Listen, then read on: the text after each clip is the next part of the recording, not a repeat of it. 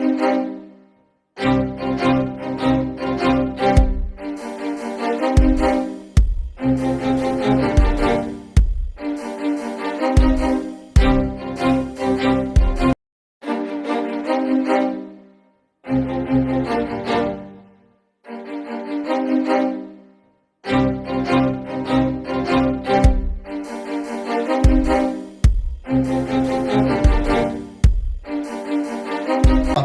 2025 വരെയുള്ള ലോകം കൂടി മനസ്സിലാക്കണം. വലിയ വേഗത്തിലാണ് ലോകം മുന്നേറിയത്. മൊബൈൽ ഫോൺ എന്ന് പറയുന്നത് പഴയതിൽ നിന്നും വളരെ വലിയ മാറ്റം വന്നു. ഇന്ന് 1-2 മൊബൈൽ ഇല്ലാത്ത ആരുമില്ല. ഒരു 10ാം ക്ലാസ് ആകുമ്പോഴേക്കും 8ാം ക്ലാസ് ആകുമ്പോഴേക്കും സ്വന്തമായി ഒരു സ്മാർട്ട് ഫോൺ ആൻഡ്രോയിഡ് മൊബൈൽ കുട്ടികൾക്കുണ്ട്. അവർ ടെക്നോളജിയുടെ ഉള്ളിൽ ജനിച്ചവരാണ്. ഇന്നത്തെ ഒരു 15 വയസ്സ് വരെ പ്രായമുള്ള കുഞ്ഞുങ്ങൾ. പ്രത്യേകിച്ചും ഈ പറഞ്ഞ ഒന്നുകൂടി മനസ്സിലാക്കണം, 2019 കൊറോണ കോവിഡ് വന്ന സമയത്ത് അതുവരെ നമ്മുടെ ഇന്ത്യ വലിയ കഷ്ടം തന്നെയായിരുന്നു. ടെക്നോളജിയിലൊന്നും നമുക്ക് വലിയ മുന്നേറ്റമൊന്നും ഉണ്ടാക്കാൻ പറ്റിയിരുന്നില്ല. പക്ഷെ കോവിഡ് വന്നതോടുകൂടി 44 ലക്ഷം പേരാണ് മരണപ്പെട്ടത്. മറക്കരുത് എത്ര. അപ്പൊ പോപ്പുലേഷൻ വർദ്ധിക്കുമ്പോൾ സ്വാഭാവികവും അല്ലാത്തതുമായ ഒരു ഡീപോപ്പുലേഷൻ ഉണ്ട്. ഡീപോപ്പുലേഷൻ അറിയണമെങ്കിൽ നിങ്ങൾ ഒന്ന് ഗൂഗിളിൽ അത് ടൈപ്പ് ചെയ്ത് കൊടുക്കണം. ഡീപോപ്പുലേഷൻ സ്വാഭാവികവും അസ്വാഭാവികവുമായി ജനസംഖ്യയെ കുറച്ചേ പറ്റൂ. അതിന് ചില വൈറസുകളൊക്കെ സഹായിക്കണം. ഏതായാലും 44 ലക്ഷം പേര് മരണപ്പെട്ടു. കുരുക്ഷേത്ര യുദ്ധത്തിൽ മരിച്ചത് അത്രയും പേരാണ്. രണ്ടും തമ്മിലുള്ള എണ്ണം തെറ്റണ്ട. അത്രയും പേര് മരണപ്പെട്ടു.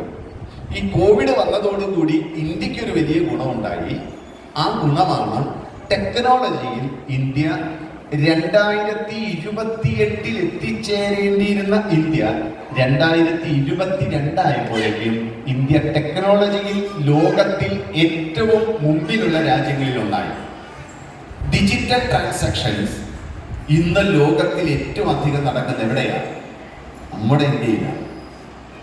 പിച്ചക്കാരൻ്റെ കയ്യിൽ വരെ QR കോഡാണ്.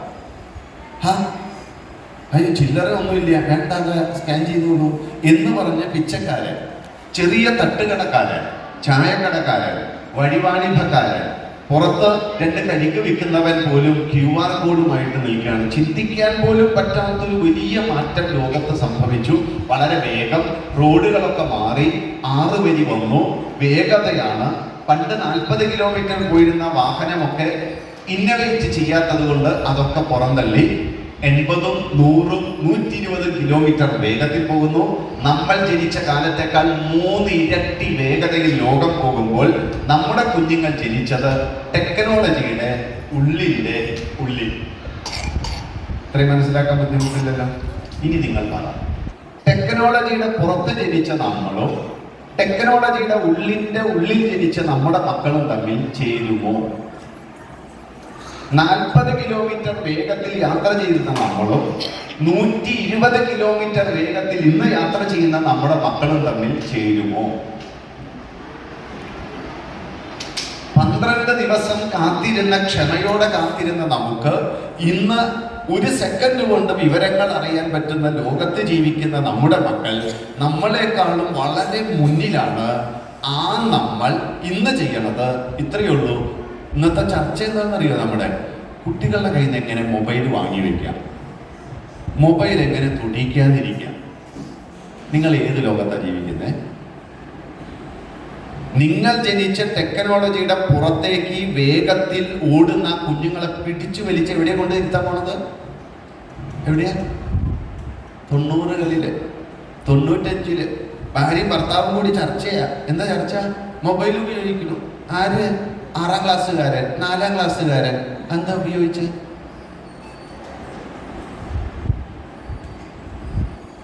നാലാം ക്ലാസ്സിൽ പഠിക്കുന്ന ഒരു കുഞ്ഞിന്റെ അമ്മയ്ക്ക് ഞാനൊരു ആൻഡ്രോയിഡ് സ്മാർട്ട് ഫോൺ തന്നിട്ട് ഞാനൊരു മെസ്സേജ് ടൈപ്പ് ചെയ്ത് വേഗം അയക്കാൻ പറഞ്ഞാൽ നിങ്ങൾ എത്ര സമയം എടുക്കും? 4ാം ക്ലാസ്സിൽ പഠിക്കുന്ന നിങ്ങളുടെ കുഞ്ഞിന്റെ കയ്യിൽ അതേ മൊബൈൽ കൊടുത്തിട്ട് ആ മെസ്സേജ് തന്നെ ടൈപ്പ് ചെയ്യൂ എന്ന് പറഞ്ഞാൽ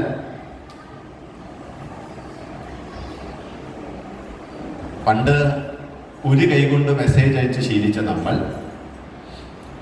2 കൈയിൽ 2 വിരൽ കൊണ്ട് മെസ്സേജ് ടൈപ്പ് ചെയ്യാൻ നമ്മൾ പഠിച്ചു, പക്ഷെ നമ്മുടെ കുഞ്ഞുങ്ങൾ 10 വിരലുകൊണ്ട് പറഞ്ഞ നേരം കൊണ്ട് ഇത് ചെയ്യും. വേഗതയുടെ ലോകത്താണ്, വേഗത്തിൽ മുന്നോട്ട് പോകേണ്ട കാലത്താണ് നമ്മുടെ കുഞ്ഞുങ്ങൾ ജനിച്ചത്. ആ കുഞ്ഞുങ്ങളെ സ്ലോ മോഷനിൽ വളർത്തണമെന്ന് നിങ്ങൾക്ക് വല്ല ആഗ്രഹമുണ്ടോ? എന്നാ ദയവ് ചെയ്ത് ഈ മൊബൈൽ ഫോണിന്റെ പേരിലുള്ള തല്ലുകൂട്ടം നിർത്തണം എന്നതോടുകൂടി. ഒരു അച്ഛനും അമ്മയും ചർച്ചയാത്ര, കുട്ടികളുടെ ഭാവി ഒന്നല്ല, എങ്ങനെ ഈ മൊബൈല് നിങ്ങൾ കാണില്ലേ മനുഷ്യ. എന്നിട്ട് ഈ കുഞ്ഞിന്റെ എന്തിന്റെ പേരിലാന്നറിയോ? മൊബൈലിന്റെ പേരിൽ 12 മണിക്കൂർ സമയം വഴക്കാൻ പറ്റി. നമ്മൾ ഈ ടെക്നോളജിയുടെ പുറത്ത് ജനിച്ചതിന്റെ കുഴപ്പമാണ്. അടുത്ത തലമുറ നിങ്ങൾ ഇനി നോക്കിക്കോളൂ. നിങ്ങൾ പരസ്യത്തിലൊക്കെ കാണുന്നില്ലേ, കുട്ടി അമ്മയുടെ ഗർഭപാത്രത്തിൽ നിന്ന് വരുമ്പോൾ കയ്യിൽ എന്തുകൊണ്ടാണ് വരുന്നത്? എന്തിനാ പരസ്യം കാണിച്ച്? ഹായ് എന്ന് പറയാനല്ല. ഇതാ ലോകം. ഇനി മൊബൈൽ ഇല്ലാത്ത, മൊബൈൽ ഉപയോഗിക്കാത്ത ഒരു ലോകത്തെ പറ്റി നിങ്ങൾ ചിന്തിക്കരുത്. ക്ലിയർ ആണോ? അതുകൊണ്ട് ആ തല്ലുകൂട്ടൽ നിർത്തണം. മൊബൈൽ ഇന്ന് എല്ലാവരും ഉപയോഗിക്കണം. ഇനി കറൻസിയൊക്കെ 2030 ആവുന്നതോടുകൂടി ഇപ്പൊ നമ്മൾ വലിയ കേമായിട്ട് ഒന്നുമില്ലല്ലോ. ഡിജിറ്റൽ കറൻസിയെ കുറിച്ച് നമ്മൾ കേട്ടു തുടങ്ങിയിരിക്കും. ഇത് മാറാൻ എത്ര കാലം വേണം? ഇപ്പൊ തന്നെ നമ്മൾ എത്ര രൂപ ഒരു മാസം ചുരുങ്ങിയത് എല്ലാവരും ഒരു 15,000 20,000 രൂപയുടെ ട്രാൻസാക്ഷൻ നടത്തുന്നു വീട്ടുകാര്യങ്ങൾക്ക് വേണ്ടി. മൊബൈലിൽ പൈസയൊക്കെ തൊട്ടിട്ട് എത്ര കാലമായി പോയി. ഒരു പെട്രോൾ അടിക്കാൻ ആരാ ഇപ്പൊ കറൻസി കൊടുക്കുന്നത്? ഒരു പച്ചക്കറി കടയിൽ പോയി നമ്മൾ ചെറിയ കുറച്ച് എന്തെങ്കിലും വാങ്ങിയാൽ മതി 100 രൂപയുടെ, നമ്മൾ എന്താ കൊടുക്കുന്നത്? പൈസ കൊടുക്കാറുണ്ടോ? ഇല്ല. ഈ ലോകത്താണ് നമ്മൾ കുഞ്ഞുങ്ങളോട് മൊബൈലിന്റെ പേരിൽ വഴക്ക് കൂടുന്നത്. അപ്പോഴാണ് നിങ്ങളുടെ മനസ്സിലുള്ള ചോദ്യം, അപ്പൊ മൊബൈൽ കൊടുക്കണമെന്നാണോ? കണ്ണുകൊണ്ട് കാണുന്നു, മൂക്കുകൊണ്ട് വാസനിക്കുന്നു, ചെവി കൊണ്ട് കേൾക്കുന്നു, നാക്കുകൊണ്ട് രുചിക്കുന്നു, കൈ കൊണ്ട് എടുക്കുന്നു, കാലുകൊണ്ട് നടക്കുന്നു. ഇങ്ങനെ ഓരോ കരണങ്ങൾ കൊണ്ടും ഞാൻ ഓരോ പ്രവൃത്തി ചെയ്യുമ്പോഴും ഞാൻ അറിഞ്ഞാലും അറിഞ്ഞില്ലെങ്കിലും ആ കർമ്മത്തിൽ നിന്ന് എൻ്റെ ഉള്ളിൽ, അന്ധകരണത്തിൽ, മനസ്സിൻ്റെ അറയായ ചിത്തത്തിൽ ഒരു സംസ്കാരം രേഖപ്പെടുത്തും. ക്ലിയറാണ്? എന്ത് ചെയ്താലും ഒരു സംസ്കാരം ഉണ്ടാവും. നല്ലത് ചീത്ത ഒന്നും അതിനെ വേർതിരിക്കരുത്. നിങ്ങൾ കണ്ണുകൊണ്ട് എന്ത് കണ്ടാലും അപ്പൊ എന്തുണ്ടാവും? ECG ഒക്കെ എടുക്കണമല്ലേ? അതിന് നല്ലത് ചീത്ത എന്ന് ദയവ് ചെയ്ത് ഒരു പ്രവൃത്തിയെയും വേർതിരിക്കരുത്. കാലം മാറുമ്പോൾ പല മാറ്റവും സംഭവിക്കും. മാറാത്ത ചിരതയുള്ളൂ അതിനെ ശാശ്വതം എന്ന് പറയും. എന്തോ ആവട്ടെ, ഞാൻ മണലിൽ കൂടെ നടക്കുമ്പോൾ എൻ്റെ കാല് ഈ മണലിൽ തൊട്ടില്ലേ? അവിടെ ഒരു അടയാളമില്ലേ? ഉണ്ട്, ശരിയല്ലേ? ഞാൻ ഈ മിനുസമായി പ്രതലത്തിൽ കൂടെയാണ് നടന്നത്. അടയാളമുണ്ടോ? ഒന്നുകൂടി ആലോചിച്ച്. അടയാളം കാണാൻ പറ്റില്ലെങ്കിലും അവിടെ ഉണ്ട്, ശരിയല്ലേ? അപ്പൊ നമ്മൾ അറിഞ്ഞാലും അറിഞ്ഞില്ലെങ്കിലും കണ്ടാലും കണ്ടില്ലെങ്കിലും എന്ത് പ്രവൃത്തി ചെയ്താലും എന്തുണ്ടാവും? ഒരു സംസ്കാരം രേഖപ്പെടുത്തും. ഇതിലൊരു സംശയം ഉണ്ടാവരുത്. കേട്ടാൽ, ഒരാൾ സ്പർശിച്ചാൽ, നമ്മൾ സ്വാദ് നോക്കിയാൽ എന്തു ചെയ്യും? നമ്മൾ ജീവിതത്തിൽ ചെയ്യുന്ന കർമ്മം ചുരുങ്ങിയത് 1000, 2000, 3000 കർമ്മം. ഇപ്പൊ ഇവിടെ ഇരുന്നിട്ട് നിങ്ങൾ ഇപ്പൊ എന്തൊക്കെ മനസ്സിൽ ചിന്തിച്ചു, ഒക്കെ സംസ്കാരമാണ്. ഇത്ര ക്ലിയർ അല്ലേ? ശരി. ഒന്നാമത്തെ കാര്യം കർമ്മം. അതിൽ നിന്ന് എന്തുണ്ടാവും? സംസ്കാരമുണ്ടാവും. ഇതേ കാര്യം നിങ്ങൾ തുടർച്ചയായി ചെയ്തുകൊണ്ടിരിക്കട്ടെ. ഒരു ദിവസമല്ല, 2 ദിവസമല്ല, 3 ദിവസമല്ല, മാസമല്ല, വർഷം. ജീവിതത്തിന്റെ ഭാഗമാണ്. ഒരു ദിവസത്തിൽ 1 മണിക്കൂർ, 2 മണിക്കൂർ, 3 മണിക്കൂർ അതേ കാര്യം ചെയ്താൽ ഈ സംസ്കാരം മൂന്നാമത്തെ ഒരു ഫോമായി മാറും. അതിൻ്റെ പേരാണ് വാസന എന്ന് പറഞ്ഞ്. വാസന എന്ന് പറഞ്ഞാൽ സ്മെല്ലല്ല. വാസന എന്ന് പറഞ്ഞാൽ എൻ്റെ ഉള്ളിലിരുന്ന് ചെയ്യൂ എന്ന് പറഞ്ഞ ഒരാളിങ്ങനെ പ്രേരിപ്പിക്കുകയാണ്.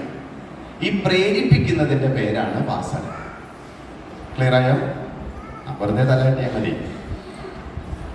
ഒരാള് വേണ്ടെന്ന് എനിക്കറിയാം ഇത് ചെയ്യാൻ പാടില്ലാത്തതാണ്.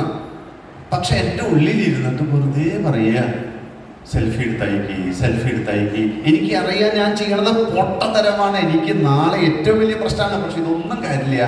എൻ്റെ ഉള്ളിൽ ഒരു വാസനയുണ്ട്. ആ വാസനയുടെ പ്രേരണ നിമിത്തം ഞാനത് ചെയ്യും. ഓക്കെ, എങ്ങനെയാ വാസന ഉണ്ടായത്? കഴിഞ്ഞ കുറേ കാലങ്ങളായി ഞാൻ അത് തന്നെ ചെയ്ത് അതുമായി ഞാൻ താതാത്മ്യപ്പെട്ടതോടുകൂടി എനിക്ക് എൻ്റെ മേലുള്ള നിയന്ത്രണമൊക്കെ നഷ്ടപ്പെട്ട് എൻ്റെ ഉള്ളിലിരുന്ന് പ്രേരിപ്പിക്കുകയാണ്. പക്ഷെ ഉള്ളിൻ്റെ ഉള്ളിൽ എനിക്ക് ഇതിനോട് ഇഷ്ടമുണ്ട്. പക്ഷെ എൻ്റെ സദാചാര ബോധം എന്നെ കൊണ്ട് അത് അംഗീകരിപ്പിക്കുന്നില്ല. അതുകൊണ്ട് മനസ്സിലൊരു വിഷമമുണ്ട്. അതേസമയം ഒരു സന്തോഷമുള്ളത് കൊണ്ട് എനിക്ക് വിഷമമുള്ള സമൂഹം മോശമെന്ന് പറയുന്ന പല കാര്യവും ഞാൻ ചെയ്യുന്നുണ്ട്. അതിൽ ഗൂഢമായ ഒരു സന്തോഷം എൻ്റെ ഉള്ളിലുണ്ട്, ഇല്ലാന്നൊന്നും പറയാൻ പറ്റില്ല. മറ്റുള്ളവർ അറിഞ്ഞാൽ, ഭാര്യ അറിഞ്ഞാൽ, ഭർത്താവ് അറിഞ്ഞാൽ, മക്കളൊക്കെ അറിഞ്ഞാൽ, ഇതൊക്കെ ഉണ്ടെങ്കിലും കഴിഞ്ഞുപോയ കാലങ്ങളിലൂടെ ഞാൻ സഞ്ചയിച്ച എൻ്റെ ഈ സംസ്കാരം എൻ്റെ ഉള്ളിലിരുന്ന് വാസനയായി കൺവെർട്ട് ചെയ്യപ്പെട്ടപ്പോൾ, ഇത് കൺവെർട്ടായി കഴിഞ്ഞാൽ നമ്മളിനി നമ്മുടെ മേലുള്ള സ്വാധീനമൊക്കെ പോയി. സുന്ദര ദൈവിക കേരളത്തിലെ നമ്മളൊക്കെ mobile phone, Android smart phone ഉപയോഗിക്കുന്നത് എത്ര മണിക്കൂറാണ് ഒരു ദിവസം? 7.5. കോൾ ചെയ്യാനല്ല, ഇതുകൊണ്ടിരിക്കില്ലേ? നമുക്ക് മനസ്സിലായി ഇതെൻ്റെ ജീവിതത്തിൻ്റെ പൂർണ്ണ സമയം കളയാണ്. ഒരു 3 മണിക്കൂറായി ചുരുക്കണം. 3 മണിക്കൂറായി ചുരുക്കണം, അല്ലാണ്ട് ഇത് ഉപയോഗിക്കില്ല എന്ന് ദയവ് ചെയ്ത് മണ്ടത്തരം ഒന്നും പറഞ്ഞു കളയരുത്. ഇനിയുള്ള കാലത്ത് അത് പറ്റില്ല. ഇനി അതാണ് നമ്മുടെ ജീവിതം. ശരി, എന്തു ആവട്ടെ, പകുതിയാക്കണം. 3 മണിക്കൂറേ ഞാൻ ഉപയോഗിക്കുള്ളൂ. ഞാനൊരു സ്വയം ഒരു തീരുമാനമെടുക്കും. പക്ഷേ ഉണ്ടല്ലോ, ഇനി തൊടില്ല. പക്ഷെ ഒരു 5 മിനിറ്റ് കഴിഞ്ഞാണ്ടല്ലോ ഈ കൈ ചെന്നിട്ടേ അത് പിടിച്ചിട്ട് അയ്യോ തൊടില്ല വെച്ചു. വീണ്ടും 10 മിനിറ്റ് കഴിഞ്ഞാൽ മെസ്സേജ് ഒന്ന് നോക്കിയോണ്ട് ഇപ്പം എന്താ കുഴപ്പം? വീണ്ടും എന്തായി? നമ്മളെ കൊണ്ട് പറ്റില്ല. കാരണം നമ്മൾ അത്ര കണ്ട് ഈ ഒന്നുമായി താതാത്മ്യപ്പെട്ട് ഉള്ളിലിരുന്ന് ആ സ്വഭാവം വാസനയായി പ്രേരിപ്പിക്കുന്നു. ഈ വാസന നിമിത്തം നമ്മൾ എന്ത് ചെയ്യും? വീണ്ടും കർമ്മം ചെയ്യും. കർമ്മം ചെയ്ത് എന്തുണ്ടാവും? സംസ്കാരം ഉണ്ടാവും. ഈ സംസ്കാരം എന്താവും? വാസനയാവും. ഈ വാസന നിമിത്തം വീണ്ടും അത് ചെയ്യുമ്പോൾ കർമ്മമായി. അപ്പൊ അതെന്തായി? സംസ്കാരമായി. ഈ കറക്കാൻ നമ്മൾ കറങ്ങിക്കൊണ്ടിരിക്കണം. ഈ കറക്കം മനസ്സിലായോ? കർമ്മം, സംസ്കാരം, വാസന, അത് നിമിത്തം വീണ്ടും അതേ കാര്യം. വീണ്ടും ഞാൻ പറയണു, അത് ചെയ്യുമ്പോൾ നമ്മുടെ ഉള്ളിൽ സദാചാര ബോധത്തിൻ്റെ ഒരു നീറ്റലുണ്ടെങ്കിലും ആ നീറ്റലിനേക്കാളും സുഖവും സന്തോഷവും ഗൂഢമായ ആനന്ദം ഞാൻ അനുഭവിക്കുന്നത് കൊണ്ട് ചെയ്യരുതാത്തതാണെന്ന് അറിയാമെങ്കിലും ഞാൻ പ്രേരിപ്പിക്കപ്പെടും. ഇതാണ് മുതിർന്ന നമ്മുടെ അവസ്ഥ. അവിടെ ഇരിക്കട്ടെ. ഒരു പെൺകുട്ടി ഗർഭവതിയായ ഒരു പെൺകുട്ടിയെ സംബന്ധിച്ച് ചരകന്റെ ഭാഷയിൽ പറഞ്ഞ, ഗൂഗിൾ ഉണ്ടെങ്കിൽ അടിച്ചു കൊടുത്താൽ അറിയാം, 19 കാര്യങ്ങൾ ഗർഭിണി ചെയ്യരുത്. എത്ര കാര്യം? 19. നിങ്ങൾ ഈ 19 കാര്യം ചെയ്താലും കുഞ്ഞിന് ഇന്ന ദോഷങ്ങൾ ഉണ്ടാവും. ഇതും ചരകൻ എഴുതി വെച്ചതാണ്. അല്ലെങ്കിൽ ഈ ആയുർവേദം, ചരകൻ, സുശ്രുതനൊക്കെ കേട്ടാൽ നമ്മൾക്ക് ഇഷ്ടമല്ല. നമുക്ക് സായിപ്പാവണ്ടേ? അതുകൊണ്ട് തന്നെ ചരകൻ പറഞ്ഞ ഓരോന്നും, അത് വിശദീകരണമൊന്നുമില്ല, ചിലതായി മാറും. ഈ ഗർഭിണി മൊബൈൽ ഫോണിലാണ് സദാസമയം. പക്ഷെ അമ്മ മൊബൈൽ ഫോണിൽ അങ്ങനെ തോണ്ടിയും കളിച്ചും ചിരിച്ചും പലതും കണ്ടും ഇരുന്നാൽ എൻ്റെ ചോദ്യം എത്രയേ ഉള്ളൂ, കുഞ്ഞിൻ്റെ ഉള്ളിൽ ഒരു മെസ്സേജ് ചെല്ലുമോ?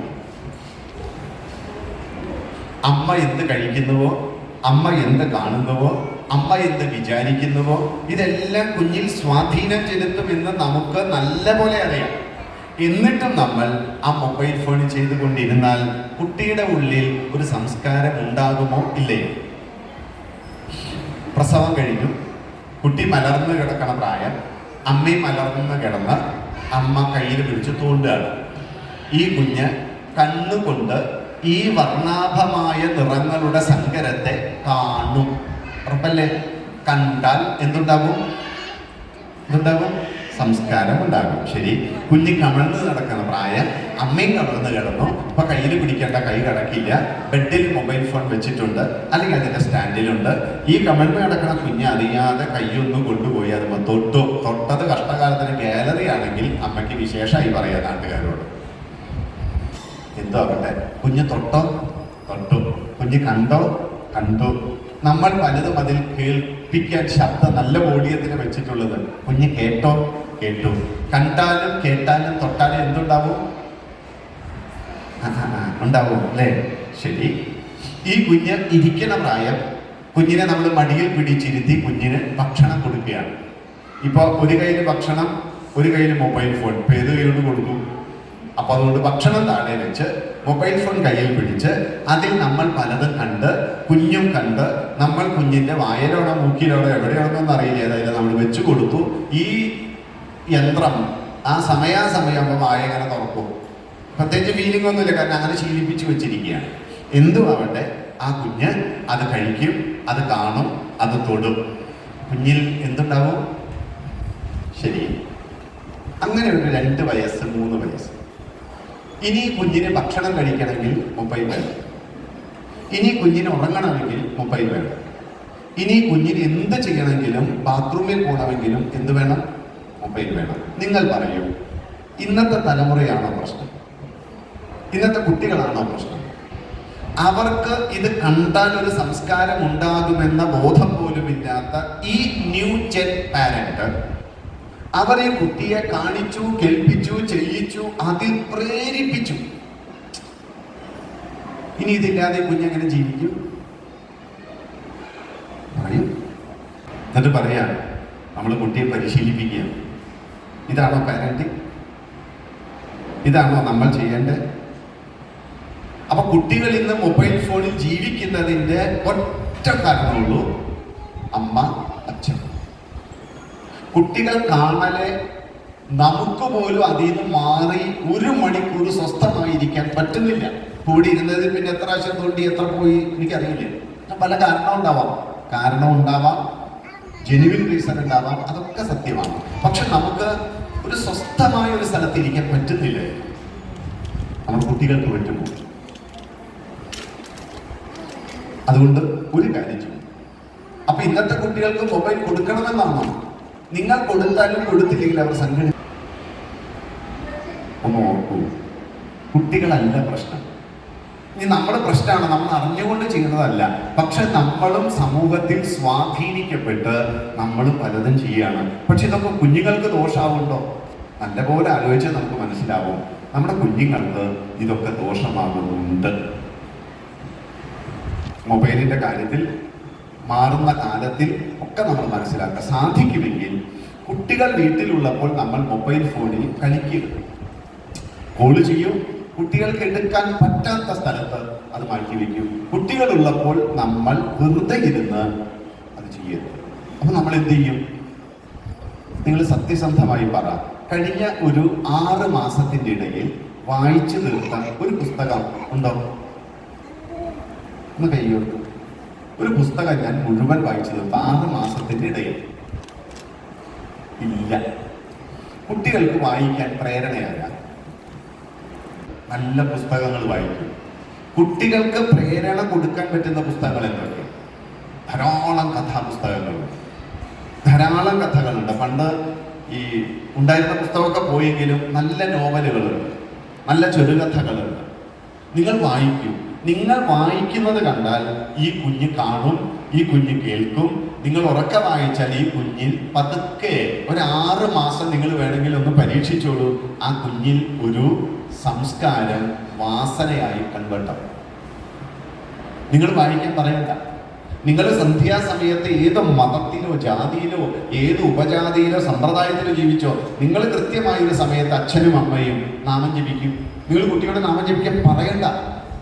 ആ കുട്ടി അറിയാതെ ഒരു സംസ്കാരം വളരും. നമ്മളിലൊക്കെ എങ്ങനെയാണ് ഉണ്ടായത്?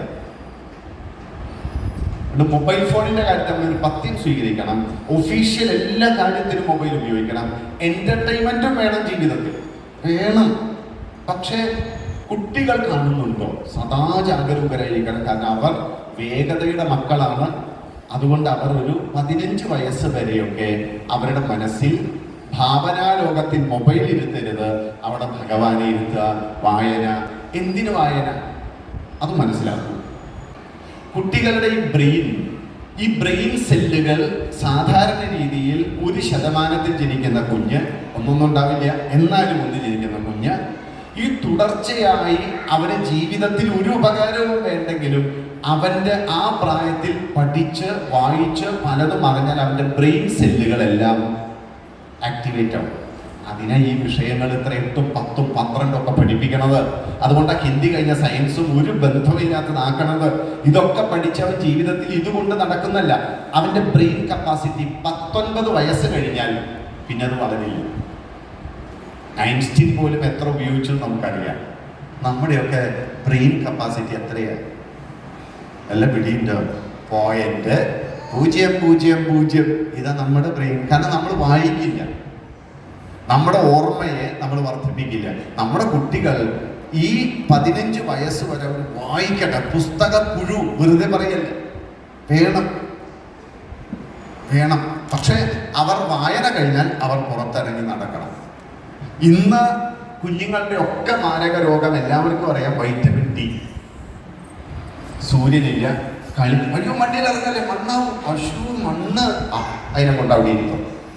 അയ്യോ വെയിൽ കൊള്ളല്ലേ, എന്തായി കാണിക്കണം, നിനക്ക് രോഗം വരില്ലേ? കുട്ടിയുടെ ഉള്ളിൽ നമ്മൾ ഓരോ നരേറ്റീവ് സൃഷ്ടിച്ചുകൊണ്ടിരിക്കുക.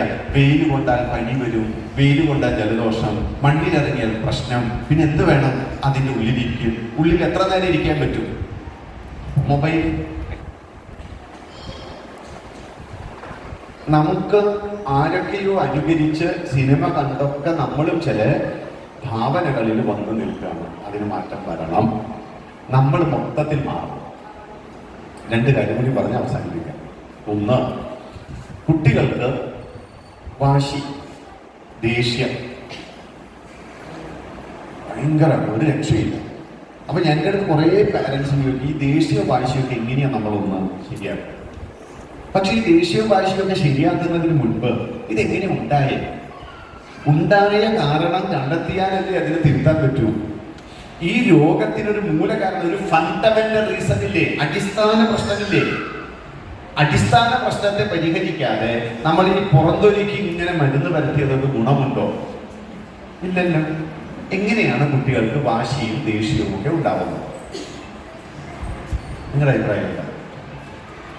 ഞാൻ മനസ്സിലാക്കുന്ന 3 കാരണം. ഒന്ന്, ജെനറ്റിക്കലിയാണ്. അച്ഛന് അമ്മയ്ക്ക് എന്തൊക്കെ സ്വഭാവം ഉണ്ടോ അത് കുട്ടികൾക്കുണ്ടാവും.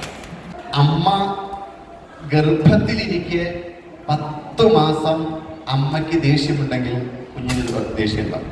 ഇതാണ് കുട്ടികൾക്ക് ദേഷ്യം, വാശി. പിന്നെ കുട്ടികൾക്ക് ദേഷ്യവും വാശിയും ഒരു അലങ്കാരമാണ്, ദോഷമല്ല. അത് അസ്ഥാനത്തും അനവസരത്തിലുമൊക്കെ ആവുമ്പോഴാണ് പ്രശ്നമുള്ളത്. നമ്മളൊക്കെ വാശിയും ദേഷ്യം കാണിച്ച നമ്മുടെ അടുത്ത് എന്താ പറയാറ്? നീ എന്തേ കൊച്ചു കുട്ടികളുടെ പോലെ എന്നല്ലേ പറയാറ്? എന്താ? കുട്ടികൾക്ക് വാശി നല്ലതാന്നല്ലേ അതിൻ്റെ അർത്ഥം? കുട്ടികൾക്ക് ദേഷ്യം നല്ലതാന്നല്ലേ അർത്ഥം? പക്ഷെ അത് അസ്ഥാനത്തും അനവസരത്തിലൊക്കെ ആവുമ്പോൾ നമ്മൾ പുറത്തൊക്കെ ഇറങ്ങുമ്പോഴാണ് നമ്മൾ രചിച്ചു പോണത്. ഒരു മാളിൽ കൊണ്ടുപോകാൻ പറ്റില്ല, സൂപ്പർ മാർക്കറ്റിൽ കൊണ്ടുപോകാൻ പറ്റില്ല, ഒരു കല്യാണ സ്ഥലത്ത് കൊണ്ടുപോകാൻ പറ്റില്ല.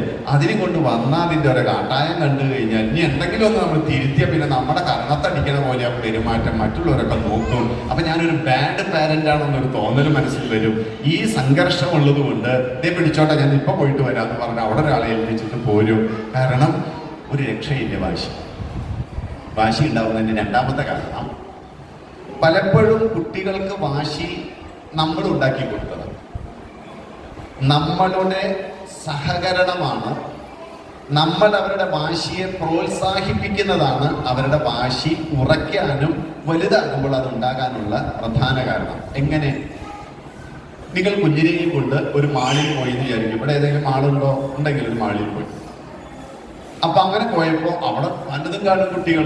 കുട്ടികളെ കൊണ്ടുപോകാൻ പാടില്ലാത്ത സ്ഥലം, വകതിരിവില്ലാത്ത, വിചാരശേഷിയില്ലാത്ത, വിശകലന ശേഷിയില്ലാത്ത, മറ്റുള്ളവരുടെ ചിന്തയ്ക്കനുസരിച്ച് പെരുമാറുന്ന ഈ കുഞ്ഞുങ്ങൾ എന്തും ആഗ്രഹിക്കും. അങ്ങനെയുള്ളവരെ കൊണ്ടുപോകണമെന്ന് ആലോചിക്കണം. പക്ഷെ എന്ത് ചെയ്യാൻ പറ്റും? അമ്മയ്ക്ക് പോകണം, അതുകൊണ്ട് കുഞ്ഞിനെയും കൊണ്ടുപോകും. എന്നിട്ട് എന്താ പറയാന്നറിയോ? ഞങ്ങൾ ജീവിക്കുന്നത് കുട്ടികൾക്ക് വേണ്ടിയിട്ടാണ്. ഇതൊക്കെ കേൾക്കുമ്പോഴാണ് നമുക്ക് കഷ്ടം തോന്നുക. അല്ല, ഇതൊക്കെ പോണ്ടേ?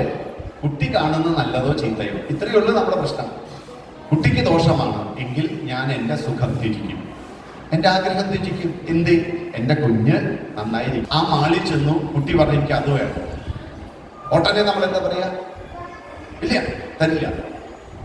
ഉടനെ തന്നെ വിചിത്രമായ ശബ്ദം ഉണ്ടാക്കി കരയാൻ തുടങ്ങി. കീ എന്ന് പറഞ്ഞ കരച്ചിൽ കേൾക്കും. നമ്മൾ ചുറ്റും നോക്കുന്നു, ആളുകളൊക്കെ നമ്മൾ തോന്നുന്നു, അവരുടെ കുഞ്ഞുങ്ങളൊക്കെ എത്ര അച്ചടക്കം. ഞാനൊരു മോശം പാരന്റാന്ന് വിചാരിക്കൂ. ആ കരയണ്ട, വാങ്ങിത്തരാം. ആ ടിങ്, ആ കരച്ചിൽ വാങ്ങിക്കൊടുത്തു. ഇവിടെ കുട്ടി അറിയാതെ, നമ്മളറിയാതെ കുഞ്ഞിലൊരു സ്വഭാവം ഉണ്ടായി. അത് ശരി, ഇങ്ങനെ കരഞ്ഞാൽ എനിക്കിത് കിട്ടും എന്ന ഒരു മെസ്സേജ് അവന് കിട്ടി. അടുത്ത പ്രാവശ്യം ചെന്നു, അവൻ കരഞ്ഞു. നമ്മൾ പറഞ്ഞു കരഞ്ഞിട്ടൊന്നും ഒരു കാര്യമില്ല, നമ്മളും ചിലതൊക്കെ പഠിച്ചു. തരില്ല.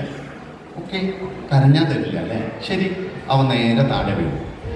താഴെ വീണ് കാലൊക്കെ മുകളിലേക്ക്, കൈ മുകളിലേക്ക് കിക്കി എന്ന് പറഞ്ഞ് കരഞ്ഞു. അപ്പോഴും നമ്മൾ ചുറ്റും നോക്കി, അയ്യോ കുട്ടി താഴെയൊക്കെ വീണു എന്ന് പറഞ്ഞ്. ശരി ശരി, കരയണ്ട, വാങ്ങിത്തരാം. ഓക്കെ. രണ്ടാമത്തെ സ്റ്റെപ്പിലും അവൻ പാരന്റിനെ നല്ലപോലെ മനസ്സിലാക്കി. ആദ്യത്തതിൽ പരാജയപ്പെട്ടു, രണ്ടാമത്തിൽ അവൻ വിജയിച്ചു. മൂന്നാമത്തെ അവൻ അടുത്ത സ്റ്റെപ്പ് കണ്ടെത്തും. നമ്മൾ ഓരോന്നിനും കുഞ്ഞിന്റെ ഈ വാശിയെ നമ്മൾ എന്ത് ചെയ്യും? പ്രോത്സാഹിപ്പിക്കും, സഹകരിക്കും. LKG ക്ലാസ് തുടങ്ങി ആദ്യമായിട്ട് കുഞ്ഞ് സ്കൂളിൽ പോകണം. 2 ആഴ്ചക്ക് പോയപ്പോൾ കുട്ടിക്ക് മടിയായി. കുഞ്ഞ് സ്കൂൾ ബസ് വരുന്ന സമയം തൊട്ട് കരച്ചിലാണ്. അപ്പൊ അവിടെ 2 പേരുണ്ട്, സഹിക്കില്ല അവരുടെ പെരുമാറ്റം, മുത്തച്ഛൻ മുത്തശ്ശി. അവരപ്പ ഇടപെടും. ആ കുട്ടി കരയണം, വിടണ്ട വിടണ്ട വിടണ്ട. അമ്മ പറഞ്ഞു പോണം. അപ്പൊ അമ്മായിയമ്മ, അമ്മ, അവരെ എങ്ങനെ ഈ സ്വഭാവം ഉണ്ടായി എനിക്കറിയില്ല. കുട്ടിയെ വിട്ടൂടെ, നീ എന്താ എന്നൊക്കെ പറഞ്ഞിട്ട്. അപ്പൊ മോൻ ചോദിക്കും, ഞങ്ങളൊക്കെ കരഞ്ഞപ്പോ അച്ഛൻ ഞങ്ങൾ അടിച്ചോടിക്കല്ലേ ചെയ്തത്, ഇത് എന്തിനാ ഇത്? അതൊന്നും പറഞ്ഞിട്ട് കാര്യമില്ല, ഇവരിടപെടും. എന്നാൽ ഇടപെടാണ്ടിരുന്നാൽ മതി. ഈ സമയത്ത് ആ കുഞ്ഞിന്റെ അമ്മ പറഞ്ഞു, നീ കരഞ്ഞോ? പക്ഷെ ബസ് വന്നാൽ കയറി തന്നെ വേണം, നീ നോക്കിക്കോ എന്ന് പറഞ്ഞ കരഞ്ഞത്. കാരണം എൻ്റെ വാശി പ്രോത്സാഹിക്കപ്പെടുന്നില്ല. ഇതിനു മുമ്പ് പ്രോത്സാഹിപ്പിച്ചതിന് ശേഷമുള്ള കാര്യമല്ല പറയുന്നത്. എൻ്റെ വാശിയുമായി സഹകരിക്കുന്നില്ല എന്ന് തോന്നിയാൽ കുട്ടി അപ്പം നോക്കും. അപ്പൊ എന്താ രണ്ടാമത്തെ കാരണം? മൂന്നാമത്തെ കാരണമാണ് ഇതിനും കഷ്ടം. നമ്മൾ ഈ കുട്ടികൾ കേൾക്കെ അവരിങ്ങനെയാണെന്ന് ആദ്യം പറഞ്ഞു കളയും. ഉദാഹരണത്തിന്, അമ്മായി അമ്മയുടെ സുഹൃത്തായ മറ്റൊരമ്മായി അമ്മ വീട്ടിൽ വന്നു. അപ്പോൾ ഈ കുഞ്ഞുങ്ങൾ 2 വയസ്സ് 3 വയസ്സ് 3.5 വയസ്സ് ഓടി നടക്കണം. അപ്പോൾ കുഞ്ഞുങ്ങളല്ലേ അമ്മമാർക്ക് ഇഷ്ടം, മുത്തച്ഛന്മാർക്ക് ഇഷ്ടം.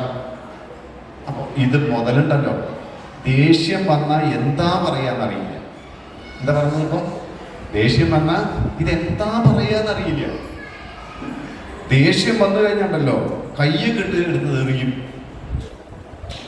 ദേഷ്യം വന്നാൽ വിചിത്ര കുറെ ശബ്ദങ്ങളുണ്ടാക്കുക. ദേഷ്യം വന്നാൽ പിന്നെ അവന് വലിയ നാവ. ഇവന് ദേഷ്യം വന്നാലേ അച്ഛൻ്റെ അതേ സ്വഭാവം, ഇവൾക്ക് ദേഷ്യം വന്നാണല്ലോ അമ്മയുടെ സ്വഭാവം.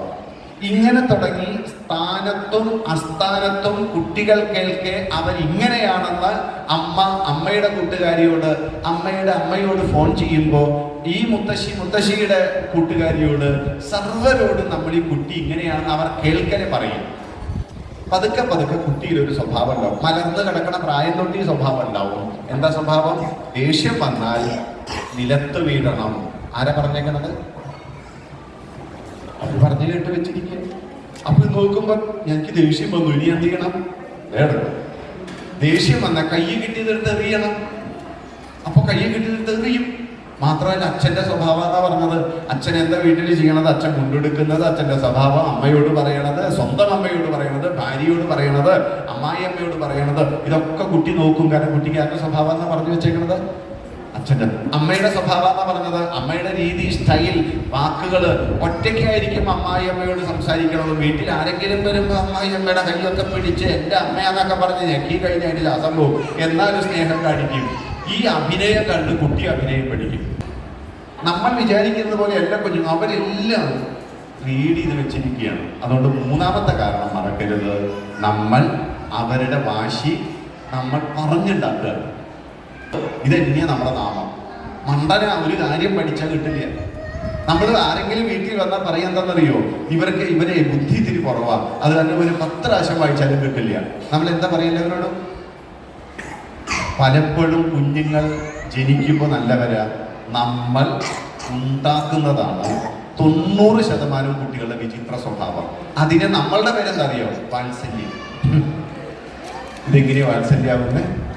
കുട്ടിക്കാലത്ത് എല്ലാം നല്ലതാണ്, സൗന്ദര്യമാണ്. കുട്ടിക്കാലത്ത് എല്ലാം ഭംഗിയാണ്. പക്ഷേ ഈ കുട്ടി വലുതാകില്ലേ? അപ്പോൾ നാളെ സമൂഹം മോശം പറയില്ലേ? അത് വരാതിരിക്കണമെങ്കിൽ നമ്മൾ നിർബന്ധമായും നമ്മുടെ സ്വഭാവത്തിൽ ചില കാര്യങ്ങളിൽ മാറ്റം വരുത്തണം. അല്ലാണ്ട് വേറെ വഴിയില്ല.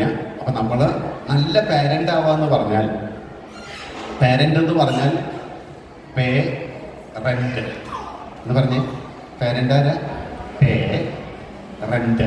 റെൻ്റ് എന്ന് പറഞ്ഞാൽ വാടക, പേ എന്ന് പറഞ്ഞാൽ കൊടുക്കുക. ഈശ്വരൻ വാടകയ്ക്ക് 1-2 തന്നിട്ടുണ്ട് ഇല്ലേ? വാടകയ്ക്ക് തന്നതാണ്. ഈ വാടകയ്ക്ക് തരുമ്പോൾ കുഞ്ഞ് നല്ല കുഞ്ഞല്ലേ? നമ്മൾ ചിരിച്ചാൽ നിഷ്കളങ്കമായ ചുണ്ടുകൾ വിടർത്തി ചിരിക്കില്ലേ? ഓടി വരൂ എന്ന് പറഞ്ഞാൽ പിഞ്ചു പാദങ്ങൾ വെച്ച് ഓടി വരില്ലേ? നിഷ്കളങ്കമായി നമ്മളോട് പെരുമാറില്ലേ? ഉണ്ട്. ആ നിഷ്കളങ്കമായ കുഞ്ഞിനെ നമ്മൾ വളർത്തി വളർത്തി വളർത്തി ഒരു നിലയ്ക്ക് അങ്ങോട്ടാക്കും. അങ്ങനെ ഒരു നിലയ്ക്ക് ആക്കരുത്. മറിച്ച് ഈ കുഞ്ഞിനെ നല്ല മാനവനാക്കണം, മനുഷ്യനാക്കണം.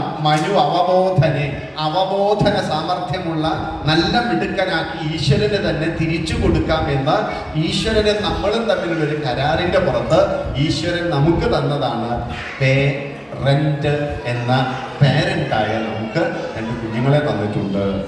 ഈ ബോധത്തിൽ നമ്മുടെ വിചിത്രമായ സ്വഭാവങ്ങളെ ചിലതൊക്കെ ഒന്ന് ചെത്തി മിനുക്കിയെടുത്ത് ഒരു മാറുന്ന കാലത്തിനനുസരിച്ച് കുട്ടികളെ പലതും സ്വാധീനിക്കും. അപ്പൊ വീടെന്ന് പറയുന്ന വിദ്യാലയത്തിലുള്ള കുട്ടികള് ആ സമൂഹത്തിൽ കാണുന്ന ഇതിലൊക്കെ പെട്ടുപോവാതെ എൻ്റെ കുഞ്ഞ് മുന്നോട്ട് പോവാൻ അവരെ പ്രാപ്തരാക്കുക.